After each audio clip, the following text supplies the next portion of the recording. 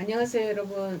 5월 12일 수요일 수요 예배 겸 매일 기도회 시작하기로 하겠습니다. 우리 다같이 사도신경으로 신앙을 고백합니다. 전능하사 천지를 만드신 하나님 아버지를 내가 믿사오며 그 외아들 우리 주 예수 그리스도를 믿사오니 이는 성령으로 잉태하사 동정녀 마리아에게 나시고 본디오 빌라도에게 고난을 받으사 십자가에 못 박혀 죽으시고 장사한 지 사흘 만에 죽은 자 가운데서 다시 살아나시며 하늘에 오르사 전능하신 하나님 우편에 앉아 계시다가 저리로서 산자와 죽은 자를 심판하러 오시리라. 성령을 믿사오며 거룩한 공예와 성도가 서로 교통하는 것과 죄를 사하여 주시는 것과 몸이 다시 사는 것과 영원히 사는 것을 믿사옵나이다. 아멘. 오늘 하나님께서 저희들에게 주시는 말씀은 구약성경 아모스 소선지서 중에 아모스 1장 11절 말씀을 보시겠습니다. 아모스 1장 11절 말씀입니다. 제가 가지고 있는 성경책으로는 1275쪽입니다. 1275쪽입니다. 제가 봉독해 올리겠습니다. 여호와께서 이와 같이 말씀하시되 에돔의 서너 가지 죄로 말미암아 내가 그 벌을 돌이키지 아니하리니 이는 그가 칼로 그의 형제를 쫓아가며 긍휼을 버리며 항상 맹렬히 화를 내며 분을 끝없이 품었음이라. 아멘. 오늘 말씀의 제목은 성경에 있는 내용, 본문의 내용처럼 에돔의 서너 가지 죄로 말미암아, 에돔의 서너 가지 죄로 말미암아 라는 말씀입니다. 선지자를 우리가 소선지자 아모스는 아모스 1장 3절에서 2장 16절에서 구체적인 어떤 내용들을 얘기하고 있냐면은 유다와 이스라엘은 물론이고 주변에 그 당시 열방 나라들이 굉장히 우후죽순처럼 많이 있지 않았겠습니까? 그 주변 열방들이 저지른 죄악을 구체적으로 다 지적을 한 후에 이들에게 임할 하나님의 엄정한 심판에 대해서 이 아모스는 선지자 아모스는 예언하고 있었습니다.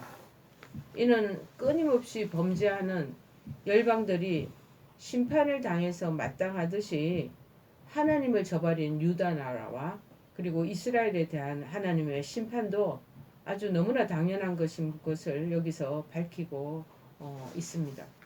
오늘 본문에는 이 중 에돔이라는 나라가 하나님의 심판을 당할 수밖에 없는 죄악을 범했음이 언급되어 있습니다.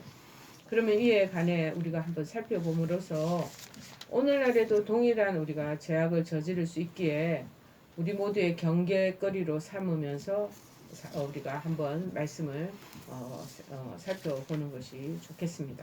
첫째, 에돔의 여러 가지 죄악인데 그 중에서 서너 가지 죄악을 지금 언급하고 있는데 첫째가 뭐냐?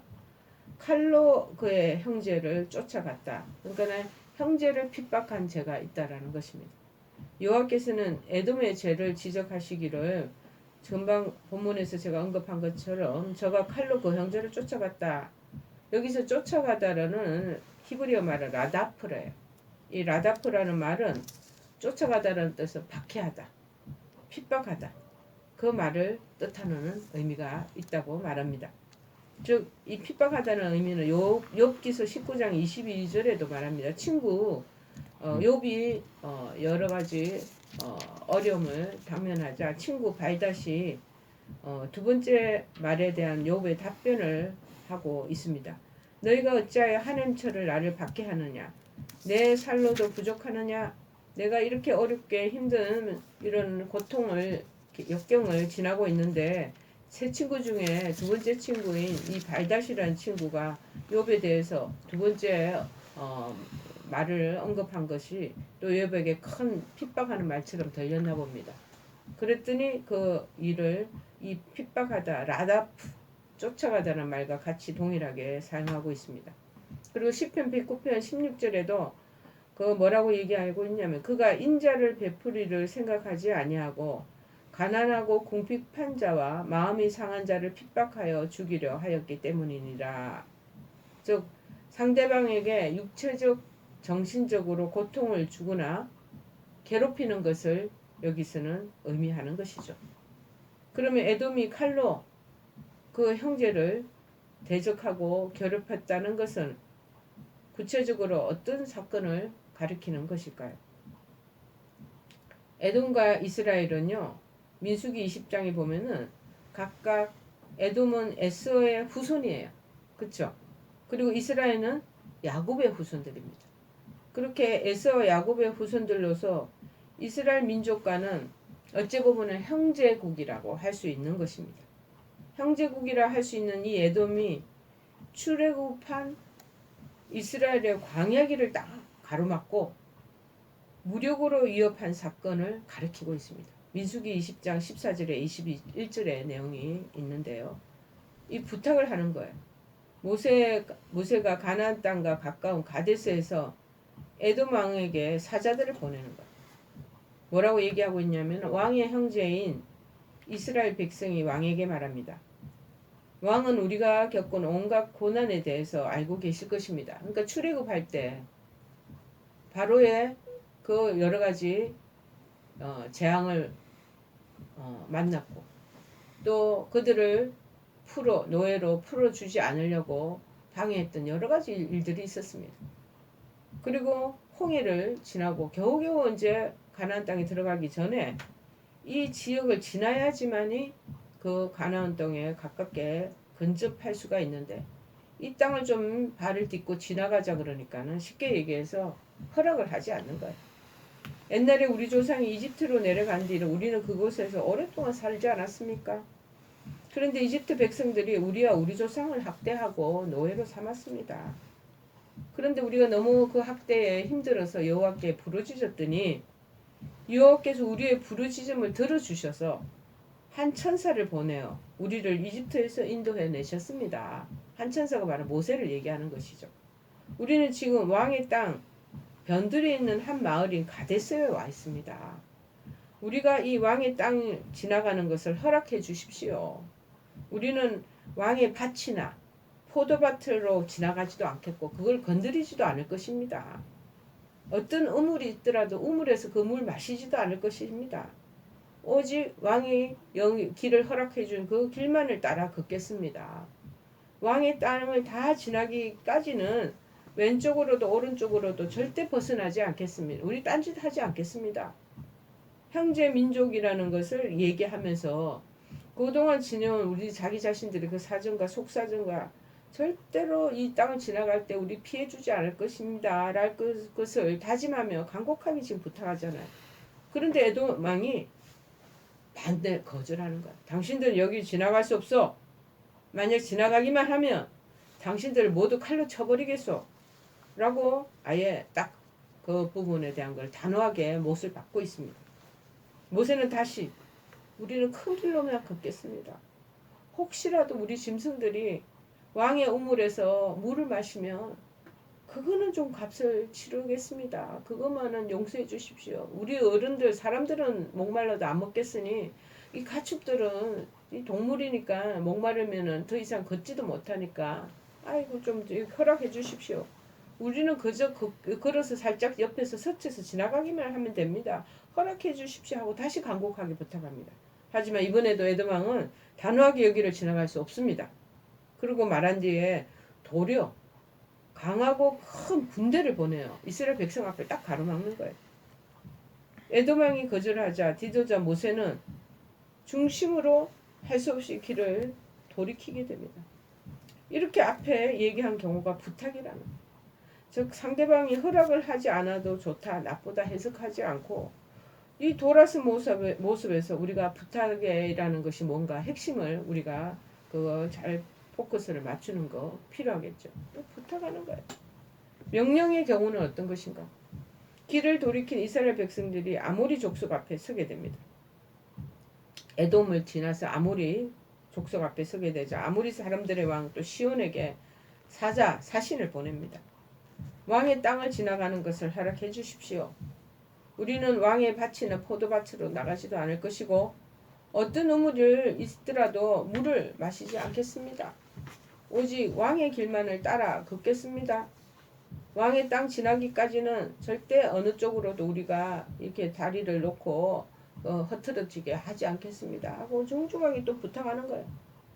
그러나 시온이 이 이스라엘 백성 지나가는 것 마찬가지 허락하지 않고 도로 군대로 이들을 막아버리는 거예요. 그 결국 아하스에서 이스라엘과 군대가 맞서 싸웠고 이스라엘은 시온을 죽이게 됩니다. 그리고 아르논 강에서부터 야복강까지 그의 땅을 다 점령합니다. 에돔 왕과 아모리 왕에게 둘 다 부탁했죠. 부탁했지만 에돔 왕에게 더 간곡하고 더 정중하게 부탁을 했던 것입니다. 그런데 에돔 왕의 거절은 그대로 받아들이고 아모리 왕의 거절은 전쟁으로 오히려 그 땅을 정복하게 되는 것이죠. 하나님께서 이 차이에서 우리에게 부탁과 명령에 그것을 잘 구분하는데 필요한 매우 중요한 원칙을 우리에게 제시하고 있다는 것을 한번 볼 필요가 있습니다. 첫 번째, 우리 부탁하는 것, 그리고 오더하는 것. 그 부분 원칙이 있습니까? 이 원칙이 있는데 부탁과 명령은 일단은 부드럽게 하는 게 좋아요. 부탁하는 사람이 막 당당하게 막 뻣뻣하게 하면 그거 들어주고 싶은 마음이 안 나잖아요. 그런데 명령이라고 하면 근엄한 얼굴, 군대, 그리고 거절하면 흔히 날 것만 같은 생각이 나죠. 그러면 그것을 바꿔야 되는 거죠. 부탁으로 바꿔야 되는 것입니다. 우리가 사는 교회나 가정이나 학교나 직장 등에서도 설령 강요나 명령을 하더라도 부드럽게 해야 돼. 부드럽게 하고 상대방이 자발적으로 하려는 마음이 들도록 해야 한다는 것을 우리가 하나님 명령으로 들으시기를 바랍니다. 우리 특별히 크리스찬들은요, 말을 할 때 될 수 있으면 완곡히 표현하고 그 다음에 우회전법으로 그렇게 요청도 하고 그렇게 하는 것이 필요한데 탁탁탁 상대방 기분 나쁘게 명령조로 아주 거만하게 그렇게 해버리면 상대방 들어주지 않습니다. 그 다음에 부드럽게 말했음에도 움직이지 않아서 강력하게 강요나 명령을 해야 할 경우 중요한 기준이 있어야 합니다. 우선 부탁을 거절한 아모리를 점령한 사건에 대해서 얘기하자면 출애굽기 23장 23절에 이렇게 명시되어 있는데요. 이렇게 나옵니다. 내 사자가 내 앞서가서 너를 아모리 사람과 헷 사람과 브리스 사람과 가난 사람과 히위 사람과 여부수 사람에게로 인도하고 나는 그들을 끊으리니 라고 하나님께서 점령하라고 하셨기 때문에 전쟁으로 해결한 것입니다. 부탁했지만 저들이 그 부분에 대해서 당연코 거절했기 때문에 하나님께서 점령해버려라. 응? 그것들 부분에 대한 것을 전쟁으로 해결하라고 하나님께서 그 부분을 여지를 두시는 거죠. 에돔에 대해서는 신명기 23장 7절에 이렇게 말합니다. 너는 에돔 사람을 미워하지 말라. 형제니까. 그는 내 형제임이라. 애굽 사람을 미워하지 말라. 내가 그의 땅에서 객이 되었음이니라. 말씀을 주셨습니다. 결국 하나님 뜻을 중심으로 부탁할 것과 명령할 것이 구분된다라는 사실입니다. 참으로 우리는 아차 잘못하면 내가 옛날에 머물렀던 그 직장이나 어떤 관계됐던 사람 내가 언제 앞으로 볼 거냐 하고 완전히 그냥 쉽게 얘기하면 우리나라의 속담에 그냥 침을 뱉고 나올 때가 있다. 우물가에 내 이물을 안 먹으리라고 탁 침 뱉고 나온다는 거. 그런데 우리는 인생이요. 그렇게 우리가 생각하는 것처럼 무 자르듯이 쫙 잘라지지 않습니다. 언젠가는 침 뱉은 그 우물에 가서 물을 또 먹을 날이 있고 또 관계를 끊고 냉정하게 그 사람하고 안 볼 거라고 생각했던 사람들도 언젠가 다시 뵙고 또 서로 화친할 수 있는 기회도 또 올 수 있다라는 것입니다. 그렇기 때문에 그런 여지를 하나님이 두라고 말씀하시는 것 같습니다. 하나님은 이 일을 간같이 아니하고 기억하셨다가 이에 따른 심판을 선고하신 것입니다. 이처럼 서로 도와주고 사랑을 나누어야 할 형제를 핍박하는 것은 어찌 보면 공의로우신 하나님의 진노를 일으키는 중대한 범죄가 있기 때문에 에돔의 이 한 가지 서너 가지 죄 중에서 한 가지 죄에 들어간다는 것. 두 번째는 뭐냐? 긍휼을 버린 죄. 여호와께서는 에돔의 죄악을 달리 지적하시고 긍휼을 버렸다. 그의 형제를 쫓아가며 긍휼을 버리며 말하고 있잖아요. 여기서 긍휼, 히브리어 말로 라함 뭐냐면은 사랑함의 뜻을 가지고 있다. 기호한다는 뜻도 가지고 있다. 여인의 자궁, 태를 가리키기도 한다는. 자, 즉 아이를 잉태하면은요, 그 어머니가 태아를 너무나 소중히 여기잖아. 그리고 사랑스레 여기듯이 상대방을 측은히 여기거나 애정을 기울여 주는 것을 긍휼이다라고 얘기한다는 것입니다. 그런 에돔은 형제국 이스라엘에 대하여 마땅히 베풀어야 할 이런 긍휼을 보이기는커녕 도리어 그들을 박해했다는 것입니다. 그럼 우리는 오늘날의 내 이웃과 내 형제에 대해 어떻게 하고 있는가 돌아볼 필요가 있는 것이죠. 여리고 도상에서 강도 만난 이웃 지금 막 죽어가고 있잖아요. 강도를 만났기에 돈도 뺏겼고 그 사람들한테 또 칼로 상해를 입혔나 봐요. 그래서 그 산길에 그냥 내버려져 있는데 긍휼을 베풀기는커녕 애써 외면한 두 부류가 있습니다. 누구냐? 레위인과 제사장. 이 사람들은 본청만청하고 내가 지금 예배 드리러 갈 길이 바쁜데 하고 지기를 받느라고 길거리에 사람이 피 흘려서 위험한 지경에 빠져있든 아니든 상관도 안 하고 막 지나간다라는 거. 자, 우리가 누가복음 10장 30절에서 35절에 이것을 말하고 있지 않습니까? 여리고 강도 만난 자에 대한 긍휼을 버리고 피하고 지나가다 어떤 사마리아인은 그를 불쌍히 여겨서 가까이 가서 기름과 포도주를 상처에 붓고 싸매주고 자기 짐승에 또 태워 주막으로 데리고 가서 돌봐줬어요. 그 이튿날 그가 주막 주인에게 데나리온 2를 내주고 이 사람을 좀 돌봐주십시오. 비용이 만약에 내가 이 2 데나리온보다 더 들면 내가 여행길에 돌아오면서 내가 갚아주겠습니다. 그렇게 했다는 거야. 그러면서 예수님이 말씀하시기를 네 생각에는 이 세 사람 중에 누가 강도 만난 자의 이웃이 되겠느냐. 누가복음 10장 30절에 35절에 말합니다. 그럴 때 대답하는 자가 어떻게 대답합니까? 이르되 자비를 베푼 자입니다. 자비를 베푼. 예수님께서 이르시되 가서 너도 이와 같이 하라. 자비를 베풀고 긍휼을 보여주는 것. 그것을 하나님께서 기뻐하시는데 긍휼을 버리면 하나님께서 그것에 대해서 우리에게 기억하시면서 그 부분을 하나님께서 책망하신다는 겁니다. 세 번째는 뭐냐? 노를 맹렬히 품는 자. 여호와께서는 에돔의 죄에 대해서 결론적으로 지적하시기를 노가 항상 맹렬하였다고 그렇게 말하고 있습니다. 여기서 노, 이 히브리어 말로 아프래요. 아프. 뭐냐? 본래 코와 콧김을 뜻하는 말이에요. 그 우리 화가 나면 안에서 콧김이 막 우리가 만화 같은 거 애니메이션 보면 막 코에 콧김이 나오는 걸 이렇게 묘사하고 있잖아요. 화난 거를 표현하기 위해서. 콧김, 코 이것을 뜻하는 것이래. 그러니까 화가 머리 끝까지 치밀어서 코를 벌렁거리며 콧김을 급하게 내뿜는 상태를 가리키는 의미에서 이 노가 분노와 화라는 뜻을 지니게 됐다는 거예요. 여러분, 이 우리에게 하나님께서는 창세기 2장 7절에는 뭐라고 말합니까? 여호와 하나님이 땅 위에 흙으로 사람을 지으시고 생기를 그 코에 불어 넣으시니 사람이 생명이 되니라. 코, 아프, 생기를 불어넣고 생명이 되게 하는데 그 코에서 그 화가 분노가 쉽게 얘기하면 막 그런 맹렬한 노가 뿜어져 나오는 거는 하나님 그걸 기뻐하시지 않는다. 맹렬하다는 뜻은 달아프래요. 달아프. 말의 기본 의미는 찢다는 거, 찢어버립니다. 이 역시 상대방을 갈기갈기 찢고 싶을 정도로 노여움이 극심한 것을 의미합니다.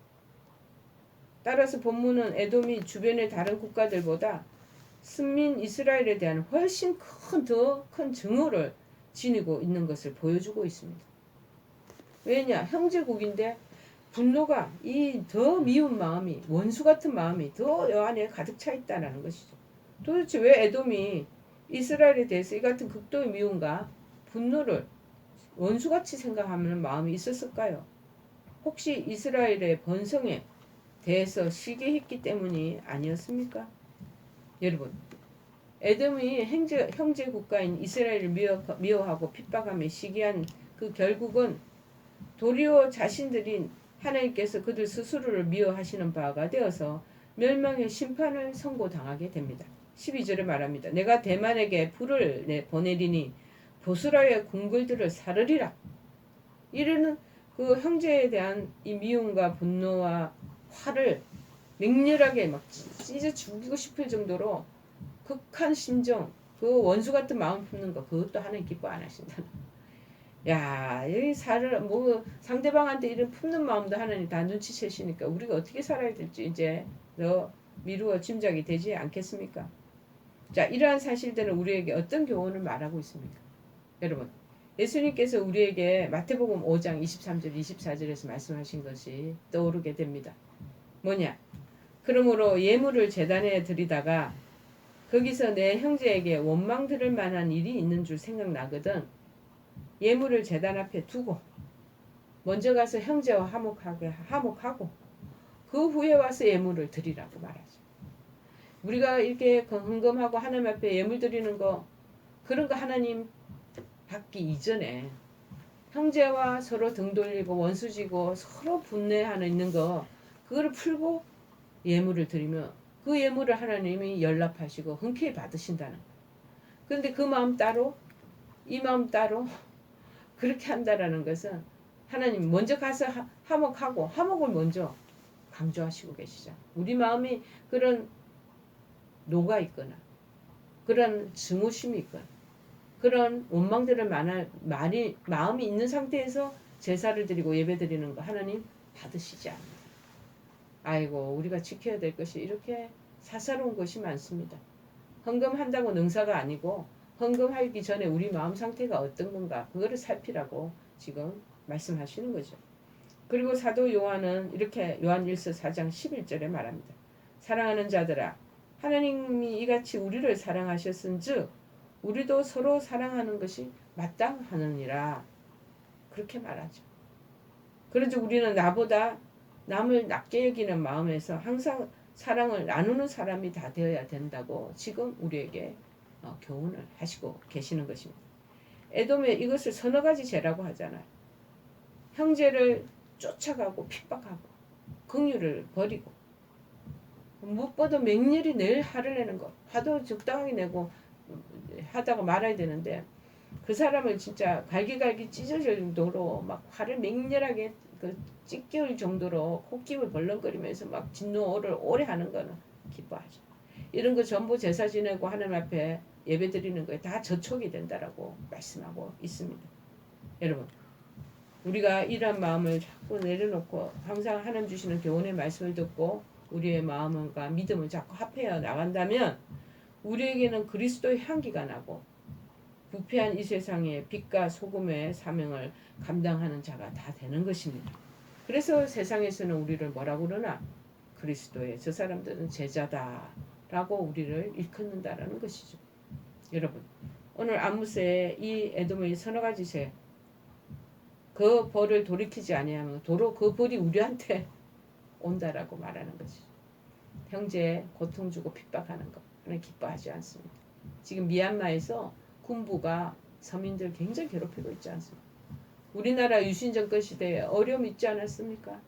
군사 독재 그런 어려움이 있었고 심지어는 어떤 우리나라 공화국 시절에 광주 사태 일어나서 그렇게 형제들을 핍박하고 쫓아내고 그 다음에 갈기갈기 찢어질 정도로 노를 가지고 그 사람들을 해하게 하고 그런 일들이 있지 않았겠습니까? 하나님 그런 거 다 기뻐 안 하신다는 거예요. 심지어 쉽게 얘기하면 식민지 국가도 하나님 기뻐 안 하십니다. 우리나라도 36년간 일본에 우리가 속국이 된 적이 있잖아요. 기뻐 안 하신다는 거.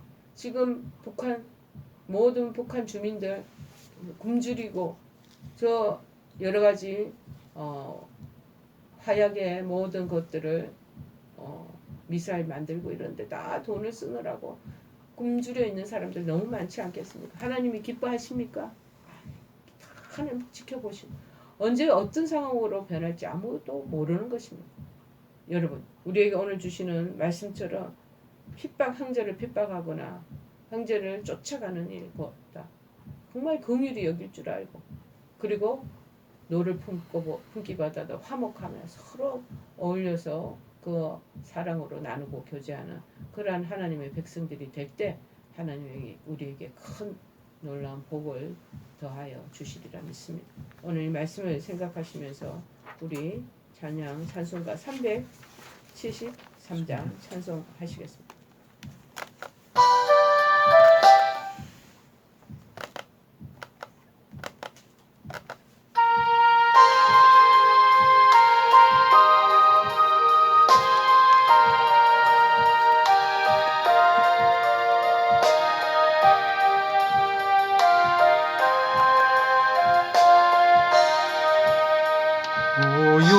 고요한 바다로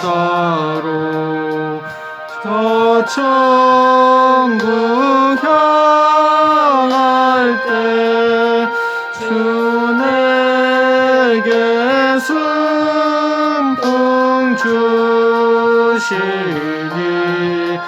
참 감사합니다.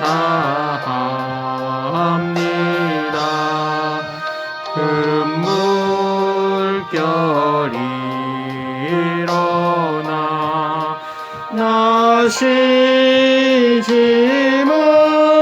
못하나 이 풍랑으로 인하여 더 빨리 갑니다. 내 걱정 근심을 쉬없게 하시고 내 주여 얻은 영혼을 더 밝게 하소서. 이 세상 고락간 주 뜻을 본받고 내 몸이 의지 없을 때 큰 믿음 주소서. 아멘.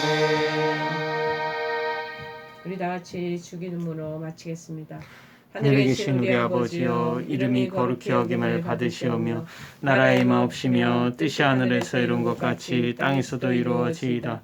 오늘날 우리에게 일용할 양식을 주옵시고 우리가 우리에게 죄 지은 자를 사하여 준 것 같이 우리의 죄를 사하여 주옵시고 우리를 시험에 들게 하지 마옵시고 다만 악에서 구하옵소서. 대개 나라와 권세와 영광이 아버지께 영원히 있사옵나이다. 아멘.